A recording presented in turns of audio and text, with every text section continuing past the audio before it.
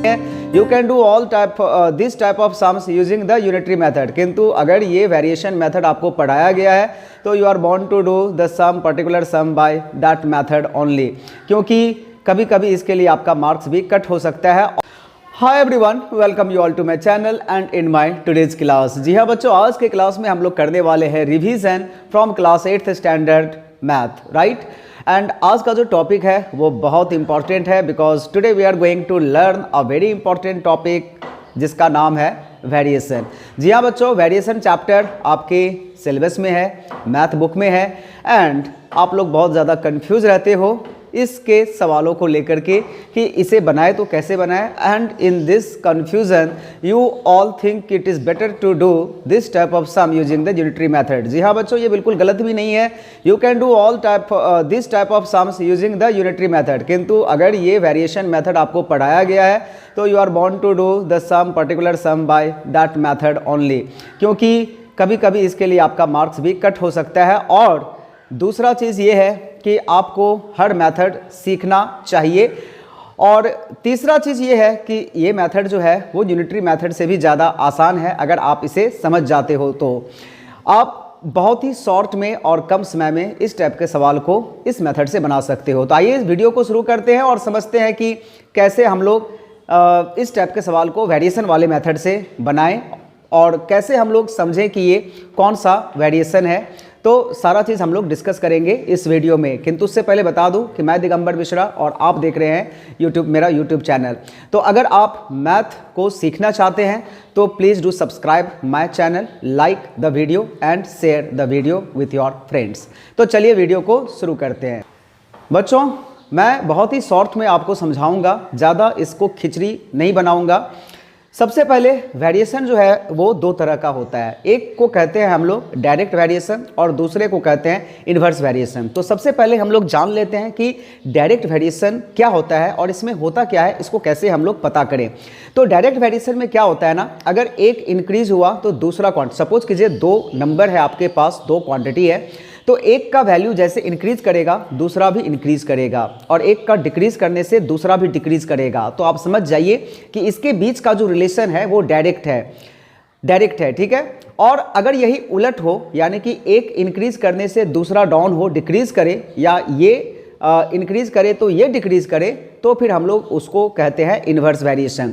तो दो सवाल मैं यहाँ पर बताऊँगा इस वीडियो में और उसकी सहायता से आपको समझाऊँगा कि किस तरह से आप पहचानेंगे डायरेक्ट और इनडायरेक्ट इन्वर्स को, और एक बार पहचानने के बाद आप उसको कैसे बना सकते हैं। तो इसको अच्छी तरह से समझने के लिए मैंने यहाँ पर एक सवाल को लिखा है। सबसे पहले हम लोग सवाल को पढ़ते हैं। If 5 books cost ₹70, how much will 12 book cost. तो बहुत ही सिंपल सवाल है, मैंने समझाने के लिए बहुत ही आसान सवाल को लिया है ताकि आपको डिफरेंस पता चले कि यूनिटरी मेथड और इस मेथड में क्या डिफरेंस है और कैसे ये जो है वो उस मेथड से भी ज़्यादा आसान होने वाला है। जी हाँ बच्चों, इसको आप चाहे तो यूनिटरी मेथड से बना सकते हो। पहले एक का निकाल लीजिए, फिर बाकी 12 बुक का निकाल लीजिए। लेकिन इसमें अगर हम लोग वेरिएशन वाले रूल को अप्लाई करें तो सबसे पहले हमें ये आइडेंटिफाई करना पड़ेगा कि ये कौन से वेरिएशन में है, डायरेक्ट में है कि इन्वर्स में है। तो यहाँ पर दो क्वांटिटी हो रहा है ना, एक बुक है, 2 यूनिट हो रहा है, और एक कॉस्ट है। अब बताइए, अगर नंबर ऑफ बुक को हम लोग इंक्रीज करें तो कॉस्ट इंक्रीज होगा या फिर डिक्रीज होगा। ऑब्वियसली अगर 5 बुक्स का कॉस्ट कुछ रुपया है तो 6 का ज़्यादा होगा और 4 का कम होगा। यानी कि जैसे हम लोग बुक का नंबर इंक्रीज कर रहे हैं, कॉस्ट भी इंक्रीज कर रहा है, या बुक के नंबर को डिक्रीज कर रहे हैं तो कॉस्ट भी डिक्रीज कर रहा है। तो ये तो आइडेंटिफाई हो गया कि ये डायरेक्ट वाले रिलेशन में आता है, राइट। जब एक बार आप इसे आइडेंटिफाई कर लेंगे तो फिर यहाँ पर एक टेबल को फॉर्म करना होगा और इस टेबल को इस तरह से डिज़ाइन करना होगा, इस तरह से, राइट।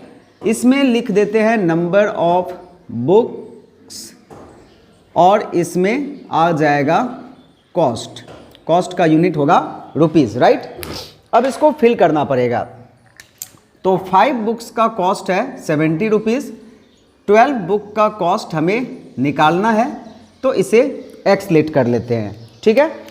अब जब एक बार पता चल जाए कि this is a case of direct variation, तो फिर रेशियो इसमें कांस्टेंट करना पड़ेगा। रेशियो को कांस्टेंट करने का मतलब ये है कि this by this equal to this by this होगा। यहाँ पर 5/70 इज इक्वल टू 12/x होगा। देखिए यही चीज़ आपको समझना है और आपका टेबल का फॉर्मेशन इसी फॉर्मेट में रखना है जैसे मैं आपको बता रहा हूँ। 5/70 रेशियो हुआ इज इक्वल टू 12:x या 12/x भी हम लोग लिख सकते हैं। और जब आप इसे एक बार लिख दे इस फॉर्म में तो simply x is equal to हो जाएगा 70 मल्टीप्लाई बाय 12, ये तो इक्वेशन के रूल से आ जा रहा है आंसर, डिवाइडेड बाय 5। और अब इसे आप रिड्यूस कर दीजिए, ये कट गया 14 टाइम्स में और दोनों को मल्टीप्लाई कर दीजिए तो इसका आंसर हो जाएगा 168 रुपीज़। यही हुआ ना, 12 4 जा 48 एंड 12 1 जा 12 प्लस 4 60। तो 168 rupees is the cost of 12 books if the cost of 5 book is ₹70।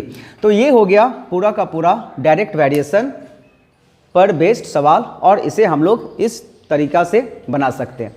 अब आइए एक इन्वर्स वेरिएशन के सवाल को भी समझते हैं और उसे किस तरह से बनाया जाएगा ये भी समझते हैं।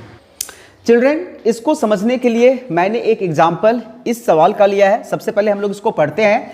If 20 men consume a certain quantity of rice in 14 days, in how many days will 8 men consume the same quantity of rice? तो चलिए सबसे पहले हम लोग इसमें क्या करेंगे, टेबल को फॉर्म कर लेते हैं और उसके बाद हम लोग इसको समझते हैं कि ये आखिरकार है तो किस वेरिएशन में है, या तो डायरेक्ट में होगा या फिर इनडायरेक्ट में होगा। तो डायरेक्ट वाला तो हम लोग सीख चुके हैं, इनडायरेक्ट वाले को कैसे बनाएंगे ये हम लोग इस वीडियो में सीखेंगे। तो यहाँ पर लिख देते हैं नंबर ऑफ मेन और यहाँ पर क्वांटिटी राइस लिख देते हैं और राइस का जो यूनिट है वो केजी है। अब चलिए इसके अंदर की चीज़ को पहले फिल कर लेता हूँ। 20 men consume a certain quantity of rice in 14 days, तो in how many days will 8 men, तो यहाँ पर x लिख देता हूँ, ठीक है ना, ये हमें निकालना है। अब आइए हम लोग क्वेश्चन को पढ़ करके समझते हैं कि whether it is a case of direct variation और इनवर्स वेरिएशन, राइट। तो अब इसको आप देख करके समझिए कि अगर 20 आदमी राइस को, एक सर्टेन क्वांटिटी ऑफ राइस है उसको 14 डेज है ना, certain quantity of rice in 14 days, तो एक्चुअली ये जो है वो ये यूनिट जो है वो गलत हो गया। This will be number of days, ये जो है वो डेज है not rice. Certain quantity of rice जो है वो 14 डेज में ख़त्म करता है, कंज्यूम करता है, तो 8 आदमी कितने दिन में करेगा। अब बताइए अगर 20 आदमी 14 दिन में एक सर्टेन क्वांटिटी ऑफ राइस को कंज्यूम करता है और अगर नंबर ऑफ मेन अगर इंक्रीज हो जाए, 20 की जगह 25 आ जाए, तो क्या वो 14 दिन चलेगा या फिर उससे कम चलेगा। अब मान लीजिए आप अपने घर का एग्जाम्पल लीजिए, अगर आप 4 मेंबर हो और 25 केजी राइस को आप लोग 1 महीना खाते हो। अब अगर 4 आदमी से आपके फैमिली मेंबर में इंक्रीज होकर के 6 आदमी आ जाए तो राइस जो है वो 1 महीना खाएंगे या फिर उससे कम खाएंगे, ऑब्वियसली कम खाएंगे। तो यहाँ पर जैसे ही नंबर ऑफ मेन इंक्रीज हो रहा है, डेज क्या हो रहा है, डिक्रीज हो रहा है। और इसी तरह से अगर आप नंबर ऑफ मेन को डिक्रीज कर दें तो फिर आप उसे ज़्यादा दिन तक चला पाएंगे। तो this is a case of inverse variation. तो सबसे पहले तो हमने ये तय कर लिया कि ये इन्वर्स वेरिएशन का सवाल है, ठीक है। और जब आप एक बार ये डिसाइड कर लो इन्वर्स वेरिएशन में है, तब आपको क्या करना है, इसमें हम लोगों ने रेशियो को कांस्टेंट किया था, इसमें हम लोगों को प्रोडक्ट को कांस्टेंट करना पड़ेगा। कैसे करना पड़ेगा, 20 multiply by 14 is equal to 8 multiply by x।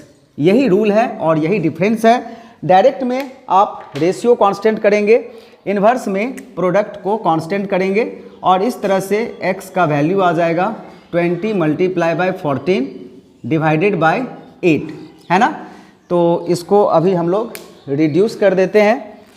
4 2 जा 8, 4 5 जा 20 एंड 2 7 जा 14, तो ये आ गया 35 डेज।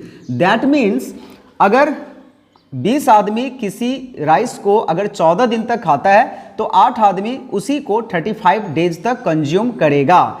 और यही डिफरेंस है डायरेक्ट और इन्वर्स में। तो आई होप कि जो आज का टॉपिक था वेरिएशन, और जो आज मैं आपको समझाना चाहता था difference between direct and inverse, कैसे हम लोग आइडेंटिफाई करें, और एक बार जब आइडेंटिफाई हो जाता है तो उसे किस तरीक़ा से बनाएं, आप अच्छी तरह से समझ गए होंगे।